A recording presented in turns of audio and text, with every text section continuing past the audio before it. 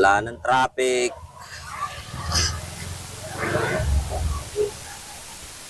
Bagong upo ni Yorme kahapon, guys. Wala ng traffic pa. Malinis na ang kapaligiran. Yung mga nakakalat dito na nakaparking para ano na, malinis. Titingnan natin dito sa unahan. Dadaan tayo dito guys sa ano ni Yorme. Sa pabahay.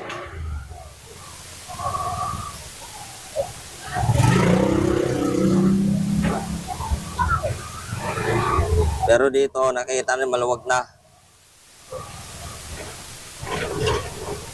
Ang hindi nating alam dito banda sa unahan. Dito ito sa area po ng Basico. Dadaan tayo dito sa ano ni Yorme. Dito tayo dumadaan. Para matraffic kasi dito sa kabila eh. Pero dito makikita natin dito.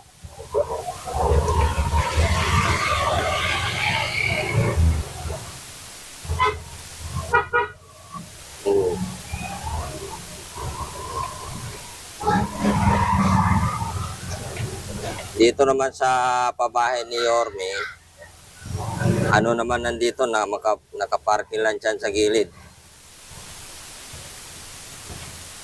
Pero kinamasakto lang magkakasalubong yung dalawang sasakyan dito. Wala naman traffic dito.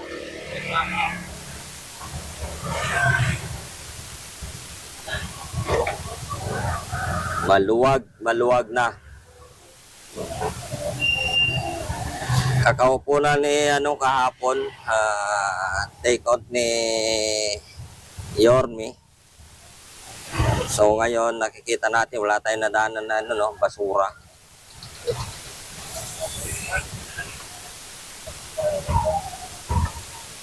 Dito yung tubig dito dati na ano, malalim, wala na.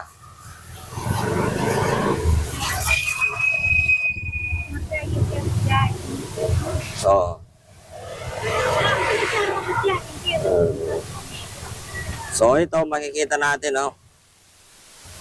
ano rin pero may na makapark pa dito sa gilid. Meron din na to, hindi na ito maiwasan.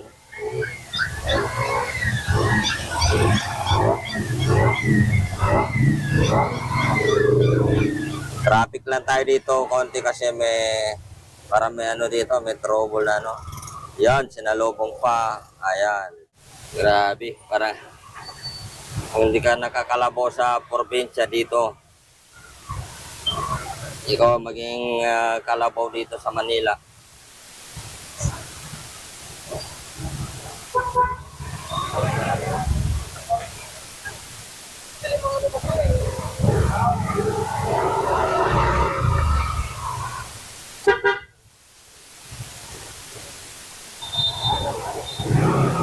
One way lang dito, one way, hindi pwede magkasalubong dito guys kasi ano, masikip, kabilaan ang parking.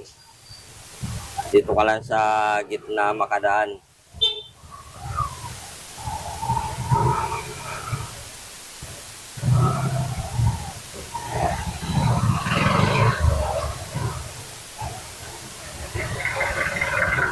Dito tayo dadaan.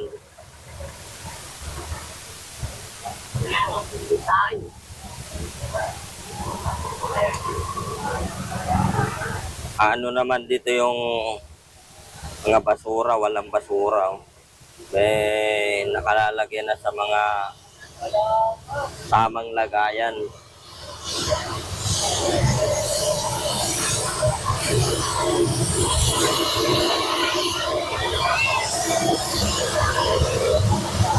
Maingay.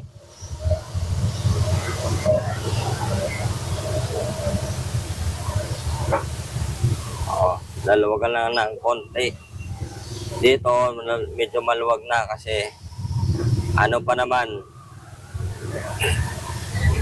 kakaupo lang ni Yorme kahapon.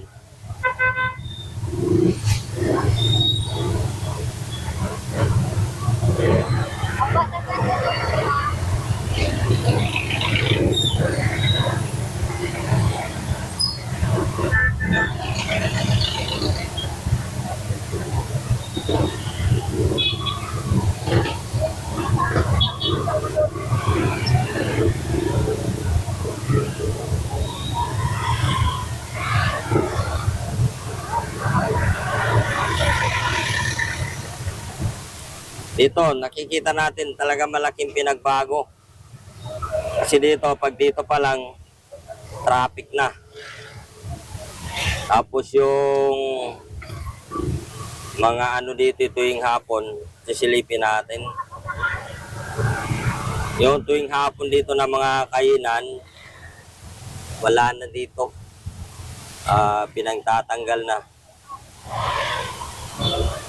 Ang nakapalit lang dito yung mga ano, ito lang, mga sidecar dito nakaparking.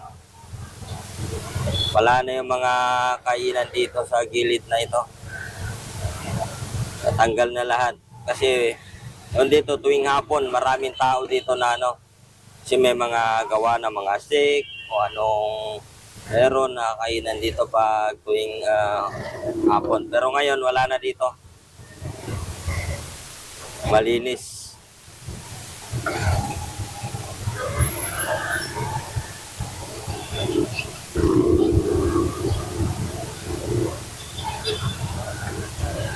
Tingnan natin dito sa ilalim na ano naman.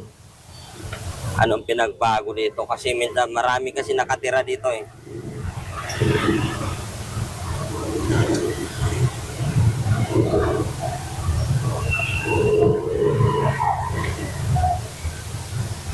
Dito, meron pa konti.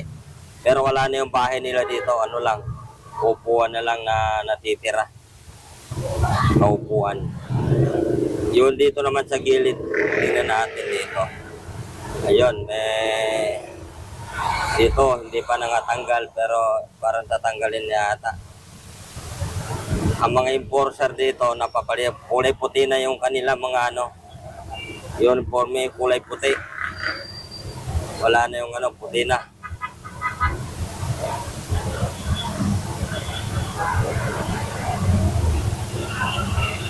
Puti ang uniform dito sa Delpan.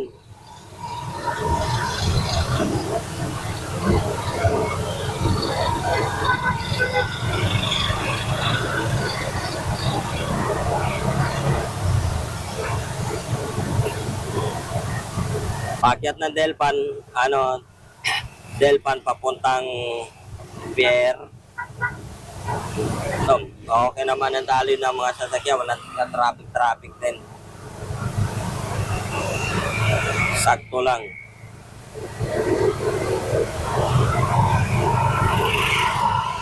Kabilaan, tuloy-tuloy ang ano, daloy ng mga sasakyan.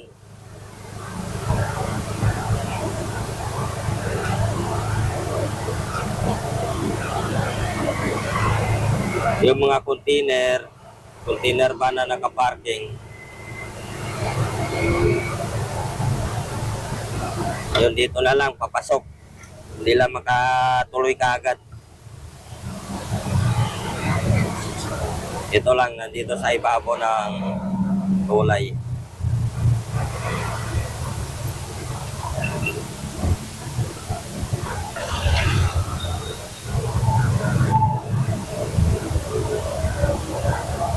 Dito naman tayo papasok sa Baseco.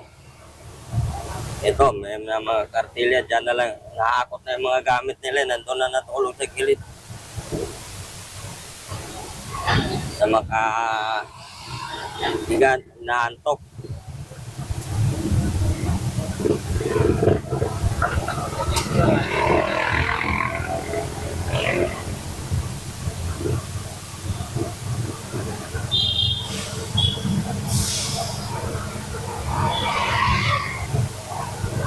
Dito lilinisan na din.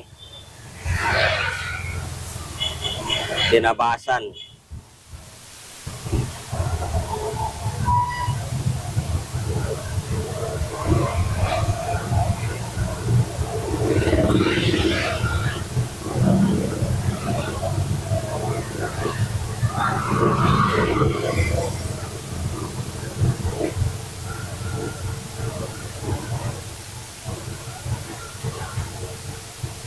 Sapat ng DPWH.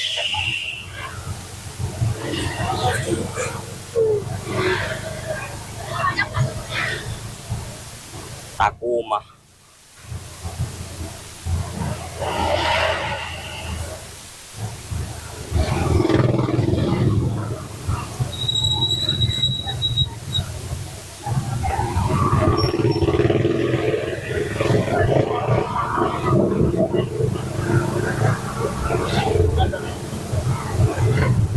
Ito, wala na rin traffic.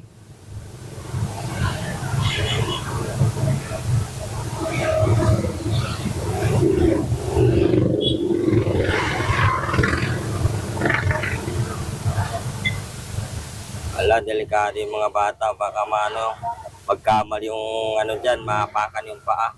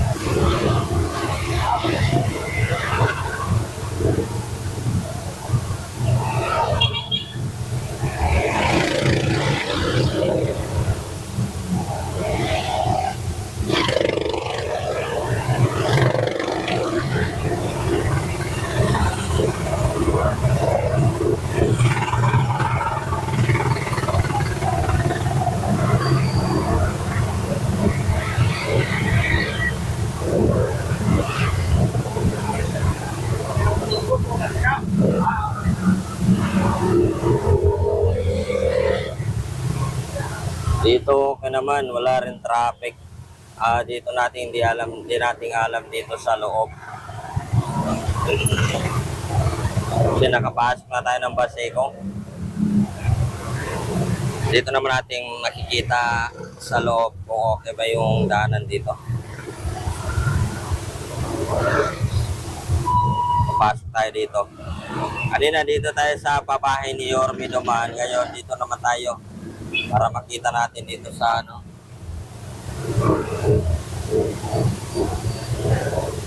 dito meron pa rin nakapark sa gilid, hindi pa pero maluwag naman, maluwag pa rin.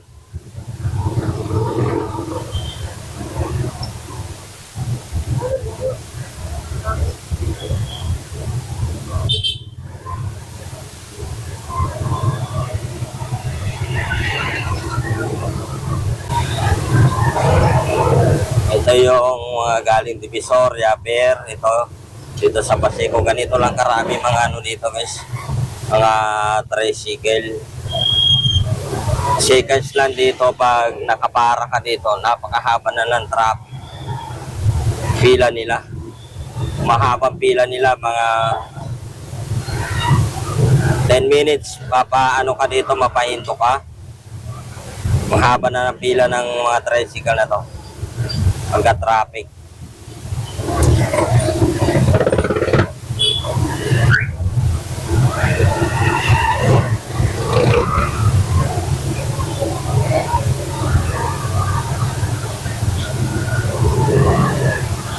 Yung dito naman banda, yung na Manila dito hindi pa tapos Minsan kasi dito lang nagkakaroon sila ng bireo traffic.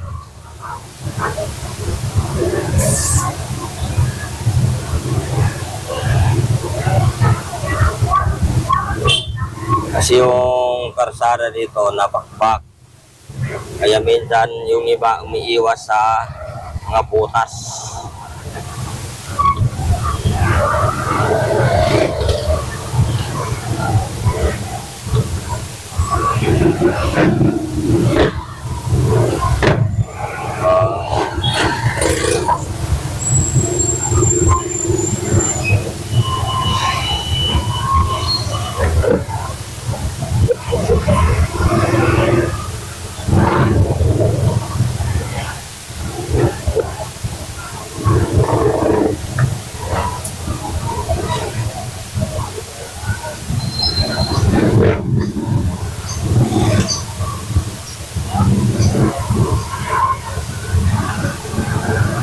na tayo sa Paseco, nakapasok na. Dito naman, kita natin dito, may nagtatanggal, ano ba to? Nagsusumento pala. Alam ko nagtatanggal po ng mga basura. Nag-ayos lang pala ito.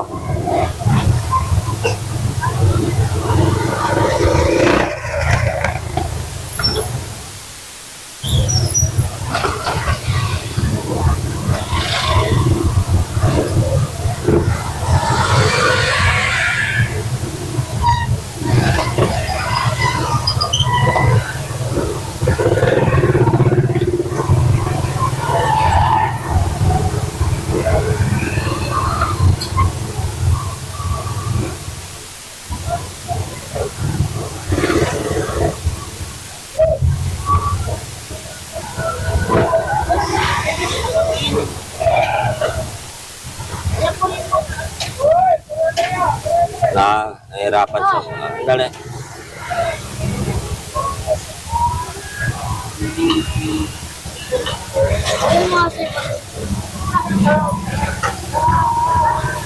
Ayaw ni mama na ito.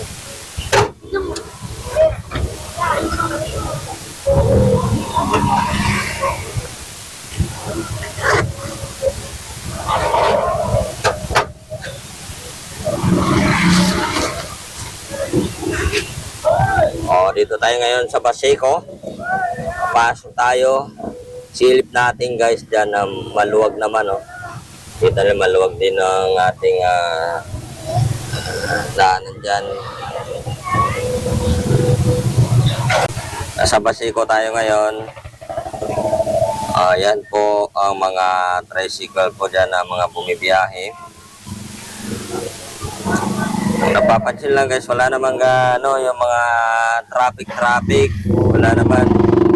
Lumuwag ang gilid ng ating kalsada. Dito lang banda sa kabila, meron pa ditong medyo nakaparking, mga sidecar. Pero okay naman dali ng mga dito, mga tricycle. Maluwag naman, nagkakasalubong kahit 3 tricycle, kasyang-kasya. Pero ito lang guys, napakaraming dito.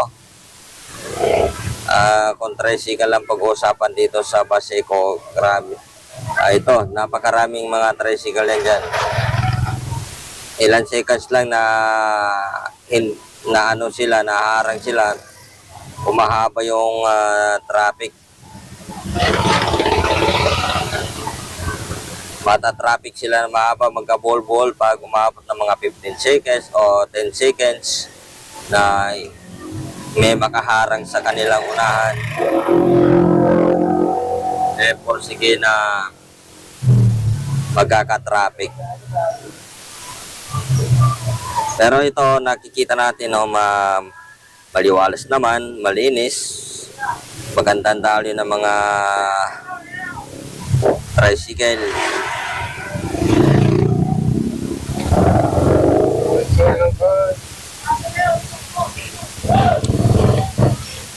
Walang ka-traffic, no? Malinis ngayon. Araw po na Martes. Yan, kakaupo na natin na ating dating Yorme. Nag-take off lang, siya kahapon. Siya po ay umuupo kahapon. Kaya okay lang guys, walang ka-traffic. Magandang balita sa ating lahat na walang traffic, maganda ang dali ng mga sasakyan, hindi nakakatamad bumibiyahe. Yan po ang natin ngayon guys.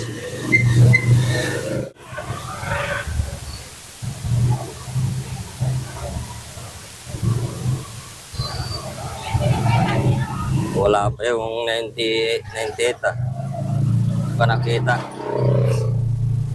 Badya yung badya. Body number 98.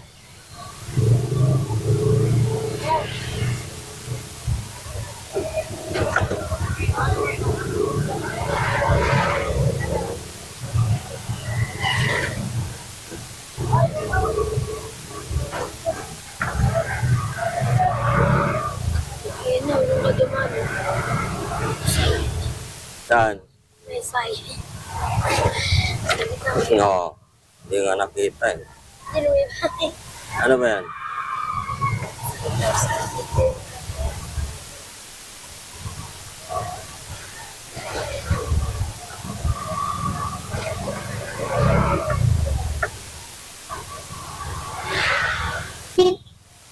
Uy!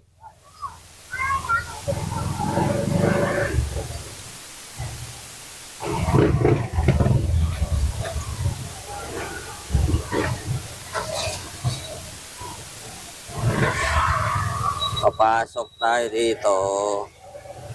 Ito naman. Baka dito yung number na 98, 92 nandun.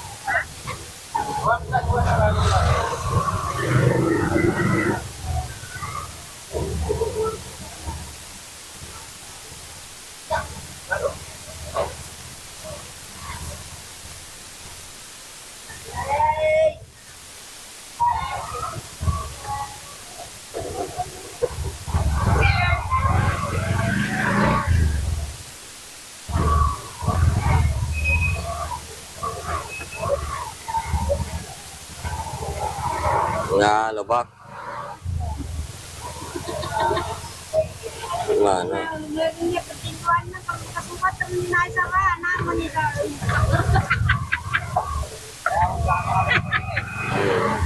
May dalawa dia sa karon man naman tayo ka. Mariya na buat.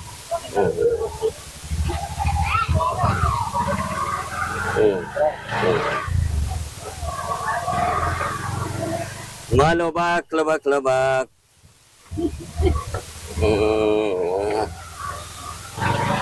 Wala na yung tuktok niya, ano ah. Lutay-lutay na.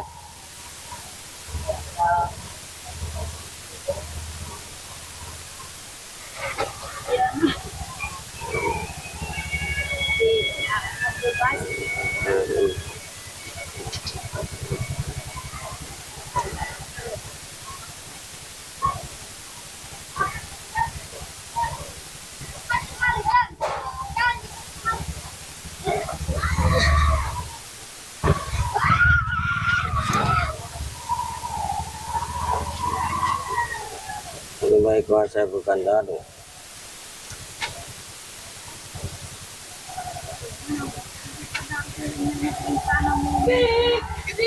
Ano kanina yung bukandado mo?